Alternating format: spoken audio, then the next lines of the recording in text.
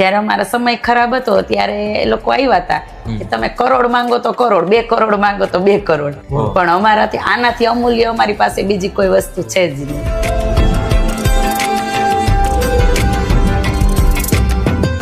વાલા નીતિ રાખજો, કેમ કે સમય ખૂબ ખરાબ આવી રહ્યો છે. રામજી રાખે તેમ રહેવું અને રામજી જેની રાખશે તેની રહેશે. આ શબ્દો છે બગદાણાના બાપા બજરંગદાસના, એટલે કે જેને આપણે બધા બાપા સીતારામ તરીકે પણ પૂજીએ છીએ, એમને માનીએ છીએ, એમના વિચારો તરફ આપણે આગળ વધતા રહીએ છીએ.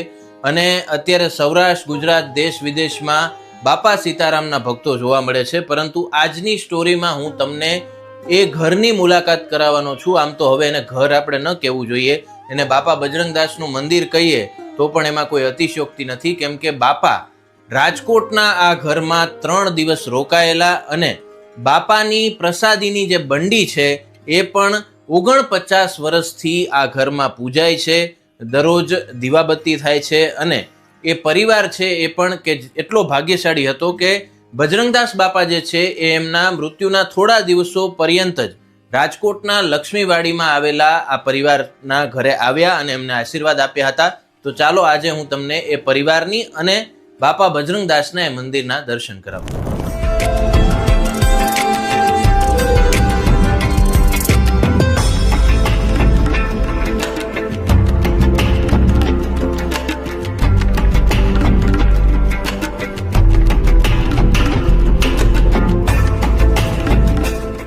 હું અત્યારે રાજકોટના લક્ષ્મીવાડી વિસ્તારમાં છું અને મારી સાથે તમે ફ્રેમમાં જુઓ છો એ છે જયપાલભાઈ હરમા અને એમના ધર્મપત્ની નિશાબેન હરમા છે. બાપા સીતારામ. બાપા સીતારામ. જયપાલભાઈ, તમે તો પેલા એ માહિતી આપો કે કેટલા વર્ષ પહેલા બાપા અહીંયા તમારા ઘરે પધારેલા? બાપા આવ્યા હતા એને 49 વર્ષ જેવું થયું આવ્યા હતા, અને ખુદ બાપા વચન આપ્યું હતું મારા પપ્પાને કે છેલ્લી તારીખે આવીશ, અને મોતને રોકીને બાપા આવ્યા હતા. અને હું જે 6 મહિનાનો હતો જે બાપા પધાર્યા અને મને ખોરામાં બેસાડ્યો, મને માથા ઉપર હાથ ફેરવો. બજરંગદાસ બાપા તમારા ઘરે આવ્યા ત્યારે તમારી ઉંમર 6 મહિનાનો જ હતો. તમારા પિતાનો પરિચય આપો. પપ્પાનું નામ હા, બટુભાઈ. જી, બટુભાઈ હરમા. બરાબર. તમે બેન જણાવો કે કેવી રીતે બજરંગદાસ બાપા જે છે એમના સંપર્કમાં બટુકભાઈ હરમા જે આવેલા?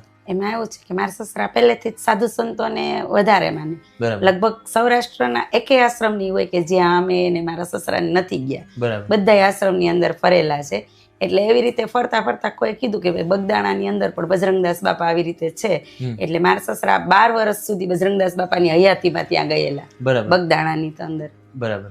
અને ત્યારે એમને કીધેલું કે ઘરે તમે ઘરે આવીશ. એને મારા સાસુ એમ કહેતા કે આમની માનતા